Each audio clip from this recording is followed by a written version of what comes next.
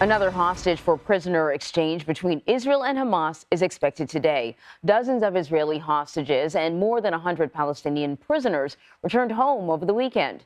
The latest group of hostages released includes the first American to be freed. Holly Williams is in Israel with more on this. Holly, good morning. Good morning, Anne-Marie. Abigail Mor Edan, a 4-year-old Israeli-American hostage, is recovering here at this children's hospital just outside Tel Aviv. After more than 50 days in captivity, she is apparently tired and has been asking to see her brother and sister, who both survived the massacre.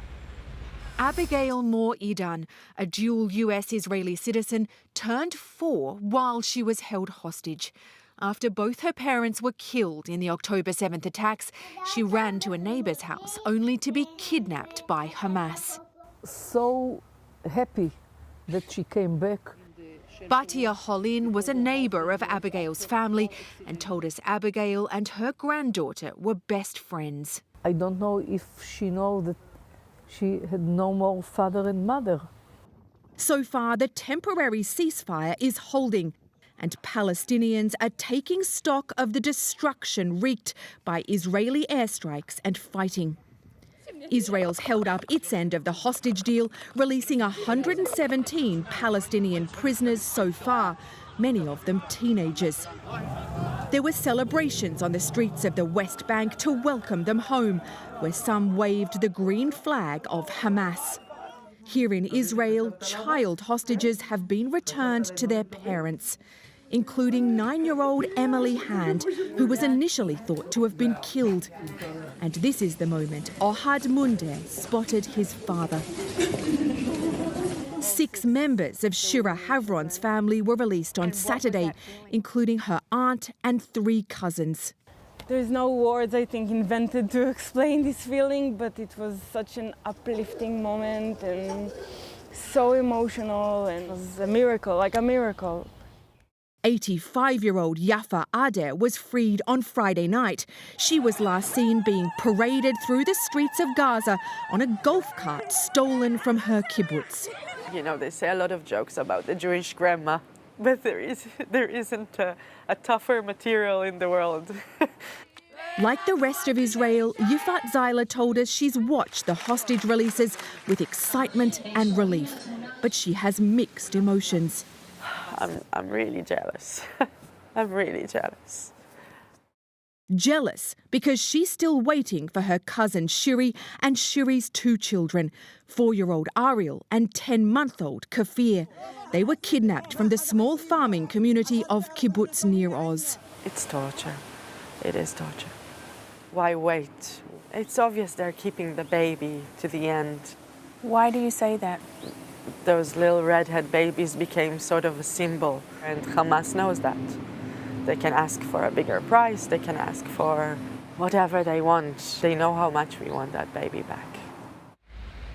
The 4-day ceasefire is due to end tomorrow morning at 7 local time.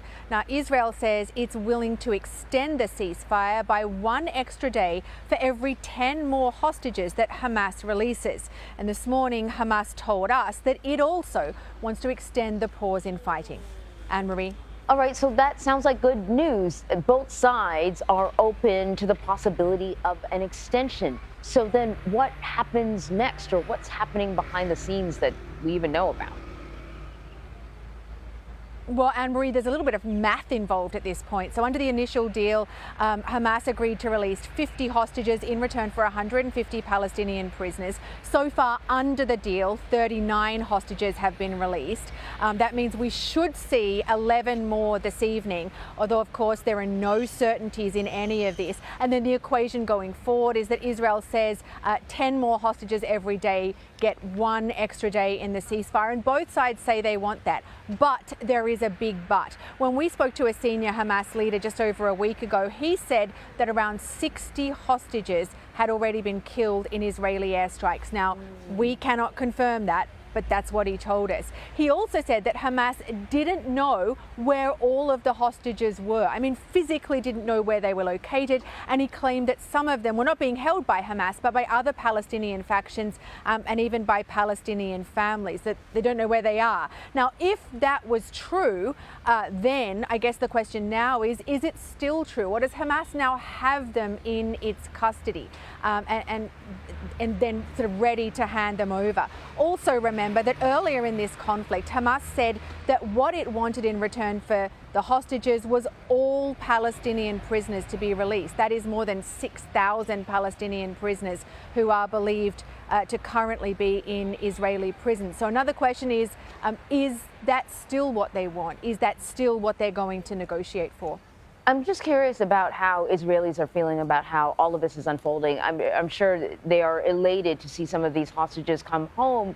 But, you know, last week there was some reporting about the back and forth negotiations and, you know, that it was sort of revealed that some of these hostages probably could have come home earlier if the negotiations had been more successful earlier on. What's the general feeling amongst Israelis? Well, certainly there's enormous political pressure on Israel's Prime Minister Benjamin Netanyahu to get the hostages home. Seeing those videos of hostages being released has been a kind of cathartic moment of joy and relief for many Israelis. We were watching the videos with some of our Israeli colleagues. It was extremely emotional, a lot of tears. Just imagine what it's been like for some of those families to get their loved ones back. And remember, for them, this is the beginning of a process, because there's a lot of trauma involved in what those people have been through. But it's also bittersweet because we think that there are still around 180 hostages being held in the Gaza Strip. We don't know if they're all alive, and some families have had some of their loved ones returned, while others are still in the Gaza Strip. I can only imagine the torment. Holly, thank you very much.